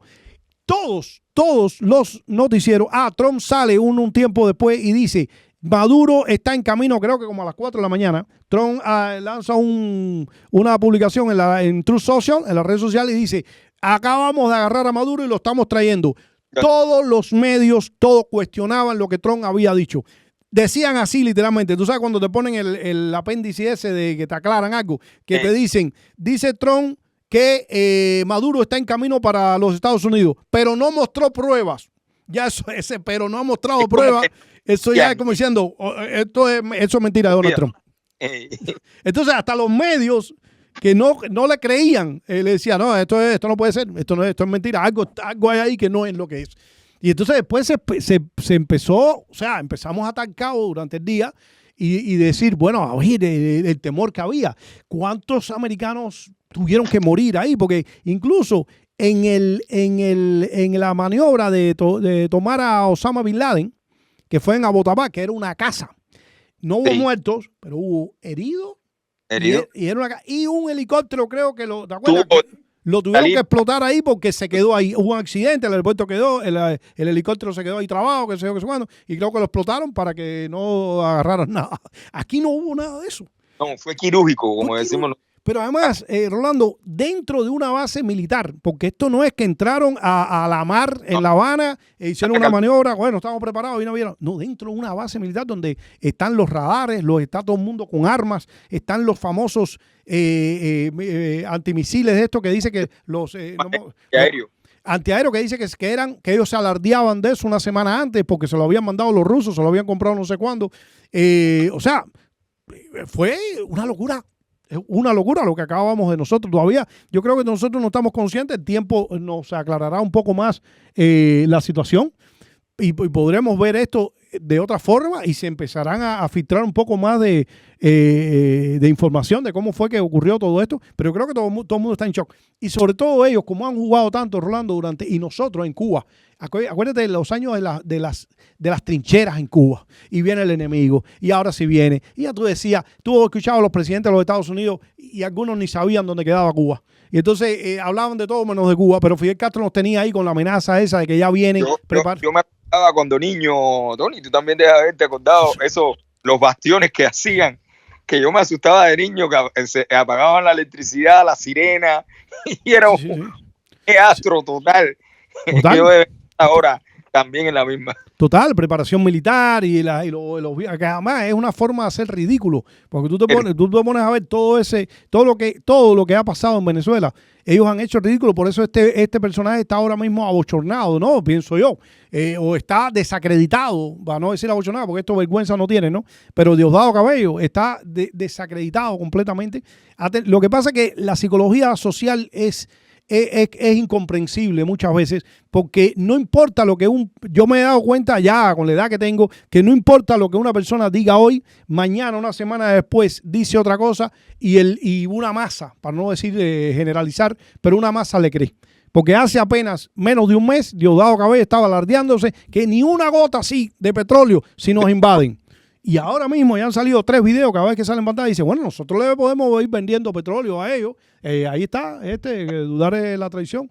En esta conferencia de prensa ayer, pero recientemente sacó su programa con el mazo dando, diciendo, no, todo el petróleo que quieran los americanos se lo damos también. Entonces, pero eso era Fidel Castro también. Lo que pasa es que como no habían redes sociales, uno no tenía elementos para decir, oye, busca ahí lo que digo antier.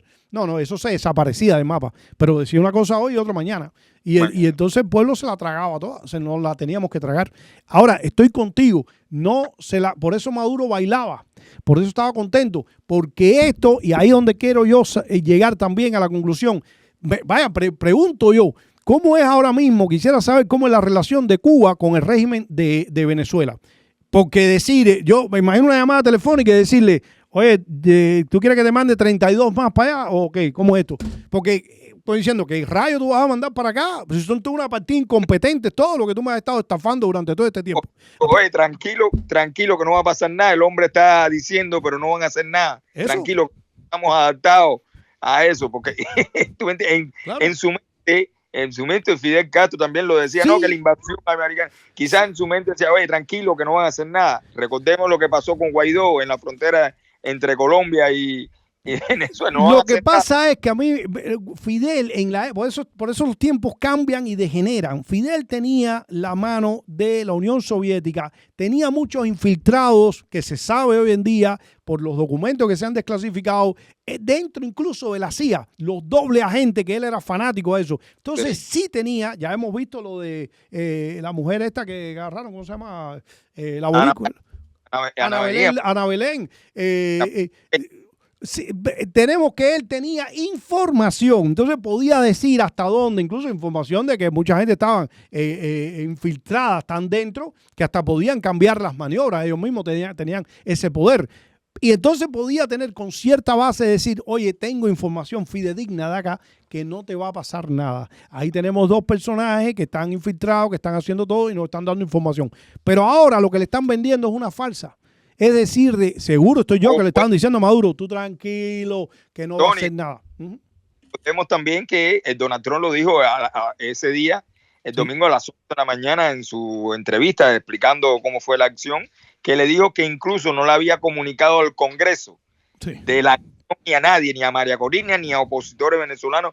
Fue una cosa que fue entre el ministro de Guerra, Donald Trump, y secretario de Estado, con el general al mando del Estado Mayor. Quiere decir que ni los infiltrados que puedan tener, o la inteligencia, o incluso dentro de los demócratas, que pueda haber algunos que los hay, que han ido a Cuba y tienen su diálogo con la dictadura, podían darle, oye, no va a pasar nada con Maduro, de aquí no va a pasar, desde las flotas de ahí no va a pasar. Exacto. ¿Me entiendes? Como han hecho.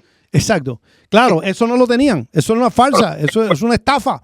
Por eso ahora si ellos llegan a un país, llegan a mismo Venezuela y decirle, oye, mira, yo te puedo garantizar un cuerpo de seguridad personal en el círculo íntimo ahí déjame ver tu resumen. Entonces yo puedo leer el resumen y dice, bueno, esta gente estuvieron en Chile. ¿Y qué fue lo que pasó en Chile? Bueno, que me mataron al tipo, ¿no? Y que hay sospechas de que en Chile también fueron los mismos cubanos los que le pasaron la cuenta a Allende en el 73. Y entonces el otro es aquí en Venezuela. ¿Y qué pasó en Venezuela? No, entraron ahí, los mataron a todos y se robaron dentro de una base militar. Entonces, ¿quién más va a contratar a estos personajes? Yo creo que un tonto, ¿no? Decir, oye, bro, está bueno ya, llévate todos estos papeles de aquí, llévate toda esta verborrea tuya de hacerte creer que tú eres, como digo yo, ellos han vendido al mundo que son el Mossad del Caribe. O sea, que nosotros tenemos un cuerpo de seguridad tan perfecto, nosotros nos metemos donde quiera. Aquí son Rangers, aquí los tienes por debajo de la tierra, te escuchan. Sí, claro, en Cuba sí. En Cuba te tienen micrófono, probablemente está en los baños de las escuelas infantiles, ¿no? O sea, eso sí, porque a eso se han dedicado. Pero, y abusar, eso no tiene ningún mérito. O sea, tú golpear, agarrar a una señora, agarrar una miembro de las damas de blanco y caerle a golpe y después decir que ustedes son la policía número 5 porque tienen un nivel de represión tremendo. Eso es una cosa. Deberías tener vergüenza. Si tú tienes una pizca así de moral humana, tú deberías tener vergüenza de eso, de golpear a una mujer, de golpear a una persona amarrada o indefensa, desnutrida además, porque lo que hacen es para hacerte pasar hambre, para entonces cuando saquen esto, boina, no sé cuántos colores tienen las boinas esas, los avispas negras y todo este tipo, entonces le caen a patadas, tipos que se pasan el día entero practicando karate y qué sé cuándo, para sacarlo para la calle y hacerse los bravucones con un pueblo que se está muriendo de hambre. No, ve ahora, y cuando te violen el espacio aéreo, yo quisiera ver a esos pilotos que asesinaron a los muchachos de Hermanos de Rescate. Ahora es cuando yo quisiera verlo. Por eso están desprestigiados completamente y viene más desprestigio en los próximos días. Por eso yo creo, Rolando, que es el momento, y está muy mal que lo diga yo de acá, yo creo que es el momento del pueblo cubano levantarse con mucha estrategia, con mucha cautela, pero levantarse y hacerle una guerra verdaderamente como merecen ellos, con el mismo cinismo tratarlo. Y aquí quiero un tema que yo los traigo a todos los programas, y tú que estuviste ahí involucrado, que yo siempre pienso que hay una falta de un liderazgo dentro de Cuba, de un movimiento bien concentrado que pueda decir, oye, vamos a hacer esto hoy y mañana esto otro. porque esas cosas, la espontaneidad de las revueltas, yo las trato con mucho agrado, ¿no?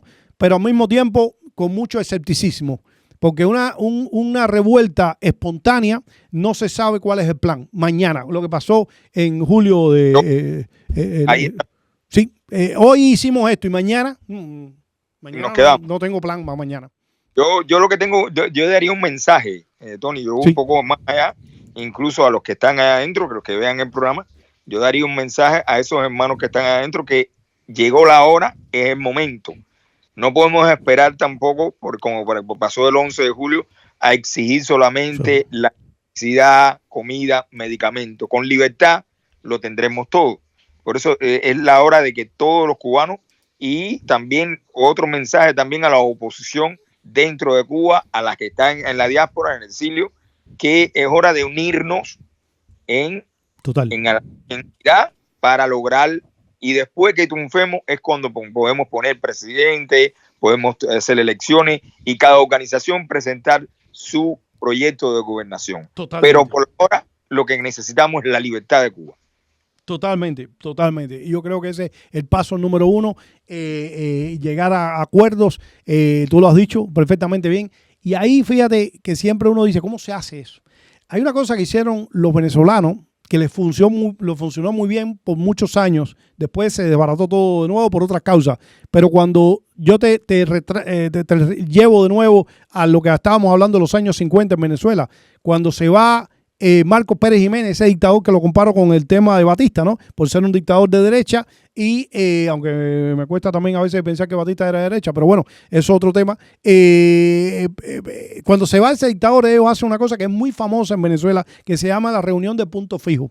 En Punto Fijo, que fue en casa de, yo creo que fue en casa de Wolfgang Larrazaba, que fue el tipo que entra, es un interino que hay ahí cuando se va esa dictadura, entra un militar, y es el tipo que pone orden en unos meses, pero llega a un acuerdo, y uno de los acuerdos muy importantes de Punto Fijo, lo pueden buscar, hoy en día eso está un poco degenerado, incluso el término de punto fijismo en Venezuela un poco degradante, porque lo hicieron así precisamente para que en los años 90 entraran estos militares a dar golpes de Estado de nuevo, pero lo que se planteó ahí en Punto Fijo, que funcionó hasta los años 80, era que iban a respetar sí o sí, saliera quien saliera en las elecciones, iba a haber un respeto por la democracia, iba a haber un respeto por la Constitución que saliera en ese momento. Y lo hicieron, lo cumplieron. De hecho, Wolfgang Larrazaba, que era el tipo que estaba en ese, no salió electo, sale Rómulo Betancourt y es el que es presidente en ese momento, que era de ADECO. Ahí habían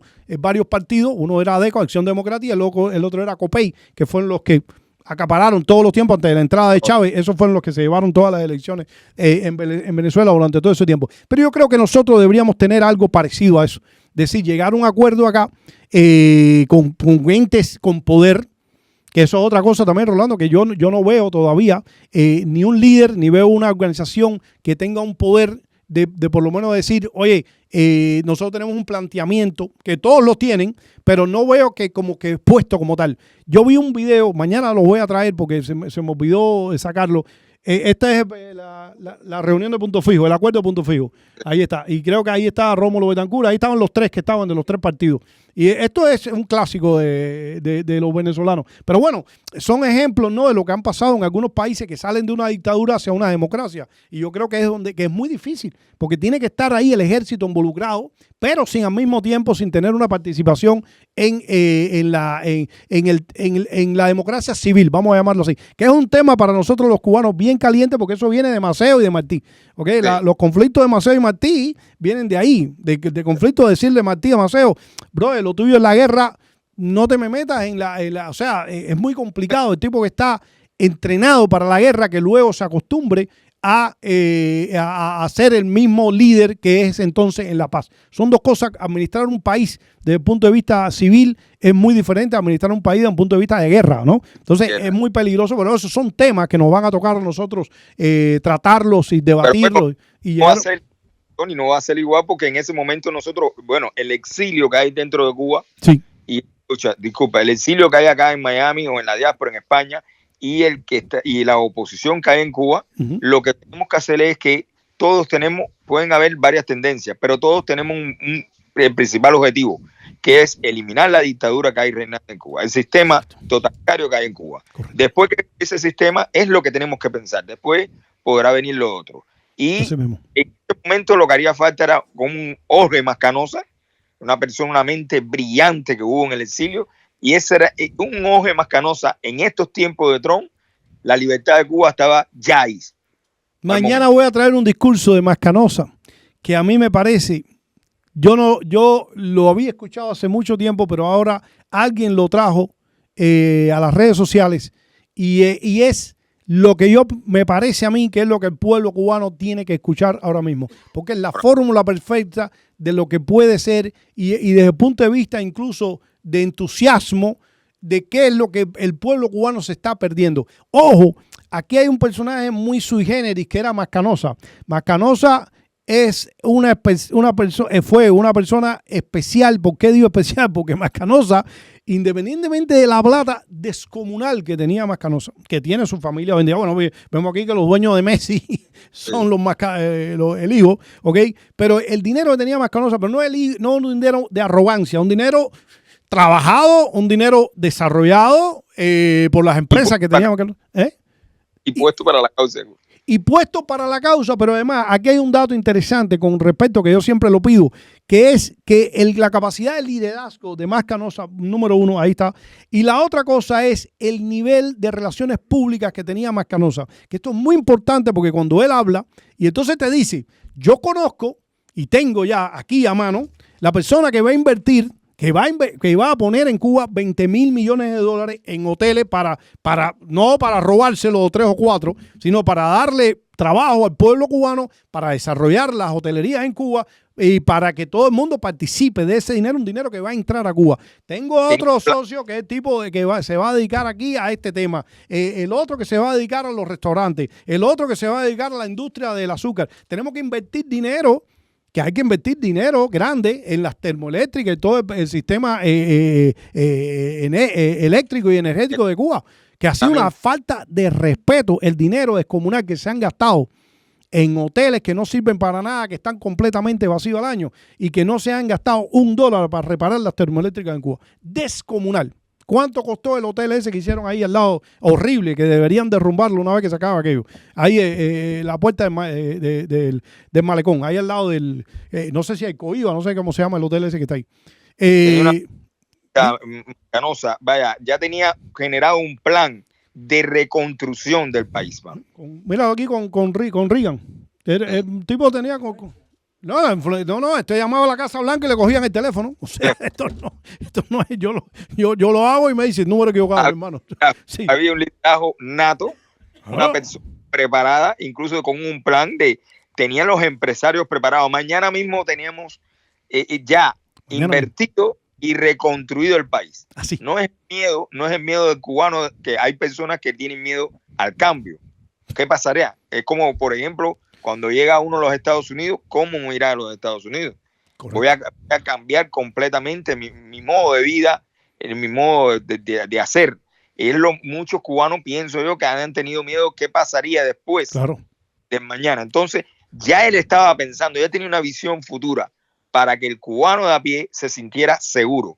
Hay un plan para salvar a Cuba, no como lo que están, es un plan realmente estructurado con empresarios, cuánto dinero, se va a reconstruir la estructura energética, la salud, la educación. Es un plan ya estructurado. Eso, exactamente. Y eso hay que decírselo al pueblo cubano para que entienda que qué peor te puede ir que lo que están sufriendo ahora el pueblo cubano. Y futuro para tus hijos. Y si no te cuadra lo que está pasando, que tengas la libertad suficiente para agarrar un avión e irte a otro país que no se tiene en Cuba. O sea, ¿qué es lo que puede pasar acá? No puede, primero, peor no te puede ir. Vaya, si te va peor, ya está, eres un cadáver, literalmente. Pero segundo, la maravilla que te estás perdiendo como país, porque el cubano tiene mucha hambre. Lo ha demostrado cuando viene aquí. El cubano viene acá. Fíjate que a mí una de las cosas que todavía me tiene bien molesto con respecto a lo de Trump es todo esto que está pasando con las deportaciones aquí en los Estados Unidos. Me tiene, verdad, molesto. ¿Por qué? Y te digo esto. porque yo creo que se está cometiendo un error que está dejando ir. Yo no sé si lo está haciendo por estrategia, porque mientras más gente mande para Cuba, pues obviamente hay gente que van a estar en malestar con el gobierno y que tal vez le van a aportar a su plan que tiene. No lo sé. Sí. Pero es que hay cubanos que están aquí sin un estatus legal, por lo menos definido, y han hecho empresas maravillosas. Son gente con talento. Ok, lo he visto que no los conozco personalmente, pero lo he visto dando testimonio. Es decir, mi marido, una esposa aquí, una muchacha que el marido se lo metieron en la galiguero de Alcatraz. Dice, nosotros llevamos acá 5 años y lo que hemos hecho, criado esta empresa, y esta empresa produce tanto y tanto y tanto y da esto. Un tipo que se ha dedicado a trabajar acá como tal. Pero voy al tema. Ese cubano viene, no importa la situación que esté, tiene un hambre y un deseo de prosperar, de tener una empresa. Ok, lo vemos, el talento cubano no es por chauvinismo. Yo creo que el talento cubano a lo largo de la historia, yo creo que hemos dado, mira, Mascarosa aquí con la Thatcher, y yo creo que esta es la esposa de él. Es una cosa, o sea, hay un background del cubano emprendedor.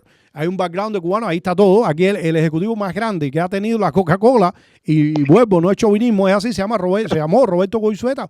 Es un cubanito que salió de Cuba precisamente en los años 60 también con una mano adelante y la otra atrás, con unas acciones de la Coca-Cola, porque era químico. Y el tipo está reconocido como el tipo que más ha hecho por accionistas en cualquier empresa. Por lo menos hasta hace poco la tenía así, ¿no? En Wall Street. O sea, un cerebro también del mercado como tal. Jeff Bezos, uno de los tipos más ricos del mundo. El padre de Jeff Bezos es cubano, Mike Bezos. Cubanito también, que salió en el año 62 de Cuba. Y sea lo que sea, fue la educación que le dio ese personaje. Estos de ahora, que como te has dicho, estos vinieron con una mano delante y otra atrás y han creado industria, han creado compañías. El cubano es emprendedor, pero los que vinieron también en el 59 vinieron sin nada y emprendieron y crearon lo que es Miami, lo que es el estado de la Florida. No, definitivamente. Ahí hay historia. Yo creo que eso está todavía ahí, ¿no? Porque eso es parte de la idiosincrasia del cubano. Es que yo viviendo en Cuba, es que lo vimos, Rolando. Aquí está el caso del famoso rey del queso, de Artemisa.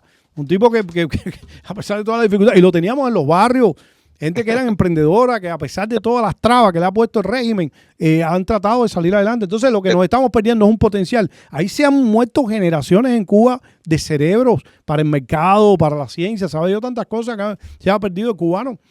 Entonces, yo creo que este es el momento de decirle a esta sarta de personas desagradables, gordiflones ahí, estos vividores que tienen a los hijos, ya porque es al descaro también. Los otros nos vendieron la narrativa aquella que fueron a la Sierra Maestra y que pasaron trabajo y se enfangaron los pies, que yo todavía estoy buscando el arañazo de Fidel Castro con una cerca de púa. Yo todavía no lo he encontrado, pero ya los hijos y las generaciones, que son una partida exacta descarados también, te lo muestran en las redes sociales al descaro, te dicen, mira los carros que tengo, y mira cómo vivo, y mira los yates, papi, y mira, entonces tú dices, pero ¿y esto qué cosa es? Y el pueblo cubano no despierta de eso, de decir, oye, está bueno ya, mi hermano, ya viviste. ¿Hasta cuándo? Porque incluso hasta los vejetes, como ¿sí? digo yo soy una persona que me gusta hablar con las personas mayores, pero había un señor enfrente de mi casa que siempre me estaba criticando, usted es un mercenario, decía todas esas cosas. Digo, si eres tan, ¿por qué no te coges con un fusil y te alzas a las montañas como nos hizo nuestro comandante invicto? Digo, ¿y qué hizo Sandro Castro y qué hizo Alejandro Castro? Se fueron a la montaña para vivir y hacer lo que le da la gana. Oye, yo saco eso de la montaña y que se alzó en la montaña. Yo siempre saco, hay un personaje muy interesante en la historia de Cuba que se llama Oreste Ferrara, que es un italiano que fue a pelear a la guerra de independencia. Se fue de Italia. Eso es la historia de Oreste Ferrara. Yo siempre la saco a cotación porque es la historia de toda Cuba, de toda la República de Cuba. Porque ese fue, el año 75, se fue a pelear con los mambises, estos europeos románticos que habían, que se iban. Él tenía dudas de para dónde se iba, si para Cuba o para Grecia, otra guerra que había por allá. Y decidió irse para Cuba, Oreste Ferrara. Y Oreste Ferrara es la historia porque estuvo en todo. Él estuvo en la campaña electoral de Estrada Palma. Él fue miembro también del gabinete de este José Miguel Gómez. Él estuvo con Machado, este italiano. Un personaje, esto es un personaje completo. Y él narraba, y él murió en el 72, se fue de Cuba en el 59, ¿ok? Y él se va para Italia y se casó con una cubana, por supuesto, con una historia tremenda historia la de este tipo. Y Oreste Ferrara, como era Mambí, fue Mambí, es cuando viene la noticia de que Fidel Castro estaba en la Sierra Maestra, pues él le decía, él lo narró en su biografía, que entre ellos, entre los mambises que quedaban todavía vivos, llamaban a eso los majases, porque en la guerra esa de los mambises como tal, esos tipos que se escondían en las montañas le llamaban majases. Decía, la guerra pasaba en el llano, ahí donde tú tenías que ir a comértela. Por eso la tortilla difícil, de verdad, se la comieron los que murieron en las ciudades. O sea, los Antonio Echeverría. Mira, a ver, saquemos cuenta un día a ver cuántos muertos hubo en uno y el otro. Ahí es donde había que estar. Ahí donde debe estar. Entonces, toda esa leyenda que nos han metido por la cabeza, yo creo que un día hay que desnudarla, darle mérito al que mérito donde lo tenga, quien lo tenga, pero saber exactamente lo que hay detrás de todo eso. ¿Ok? Y aquí tuvimos a César Rinier Aguilera con su libro El Soviet Caribeño, que nos narró toda la historia esta de hasta dónde estaba el Partido Comunista metido con Fidel Castro, todos los trucos eso que hizo allá arriba en la Sierra Maestra, hasta la visita del periodista del New York Times, ¿cómo se llama? Matthew el periodista que va a visitarlo a él ¿cómo se llama? Del New York Times, que lo pone, que literalmente era un tipo también que le estaba haciendo la gracia a Fidel Castro. Herbert Matthews, creo que era Herbert Matthews. Y Fidel Castro le pone a marchar, como no tenía gente, le pone a marchar a los 4 tipos que tenía, que dieran vuelta alrededor de él mientras él lo grababa, para que pareciera que era un ejército de verdad. Cuando tú ves un periodista que se presta para eso, tú dices, bueno, ¿y este periodista cómo es eso? Cuando tú ves la historia, ¿quién está detrás del periodista? De Herbert Matthews y todos estos personajes, era el Partido Comunista, que lo que estaba haciendo era una campaña a favor de Fidel Castro en todas partes. Claro. Aquí en los Estados Unidos incluso, que le hacen un bloqueo de armas a Batista. Entonces, ¿hasta dónde era verdad? Claro, hasta dónde toda esta leyenda, toda esta narrativa, todo este mito que nos metieron de Fidel Castro, hasta dónde todo eso es la realidad. Pero bueno, una tarea también que tenemos pendiente nosotros de un momento determinado acabar con toda esa literatura. Aquí está, mira, ese tipo fumando tabaquitos ahí ellos en medio de la guerra. Es un fenómeno eso. Engañó hasta los Estados Unidos en aquel momento, porque pensaba no a lo que hizo después cuando él tomó el poder. Él engañó a todo el mundo. Era una persona que mentía descaradamente, como lo decía. Decía una cosa hoy y mañana cambiaba otra. Era muy introvertido. Un máster de la mentira, no cabe duda. Oye, Rolando, mi hermano, te agradezco mucho que hayas estado aquí con nosotros. De verdad, que no sea la última vez tampoco. Quisiera mantenerme en contacto contigo, bueno, a través de nuestro productor ahí, estaremos en contacto siempre, principalmente para que me digas cómo es la situación entre los hermanos tuyos en Pinar del Río. Cada vez que tengas una información, probablemente tengamos, hoy estuvimos llamando a Michelle Valladares precisamente, él tiene apagones, pero también para escuchar sus testimonios con respecto a este personaje. Y lo que vaya a pasar ahí en Consolación del Sur, si hay alguna información con respecto a la llegada del cuerpo de este represor que viene de Venezuela, pues estar al tanto un poco, que yo me imagino que se filtre alguna información de si va a llegar ahí. Si va a llegar. Si va a llegar ahí, sí. Porque tengamos en cuenta también lo que hablamos aquí durante el programa. Así que vamos a ver. Pero gracias, hermano. Primero, gracias por estar aquí, pero gracias también en nombre de todos los cubanos también por tu actitud ante una dictadura tan férrea y tan criminal como la cubana. Mi respeto para ti. Gracias también por ser la voz de nosotros, porque es una plataforma que podemos también, a la voz de los que están oprimidos, dar a la luz. Gracias a ti también, hermano. Siempre aquí contigo, mi hermano. Y ojalá que estemos hablando en una Cuba libre pronto. Así que un abrazo. Gracias. Dale, venga.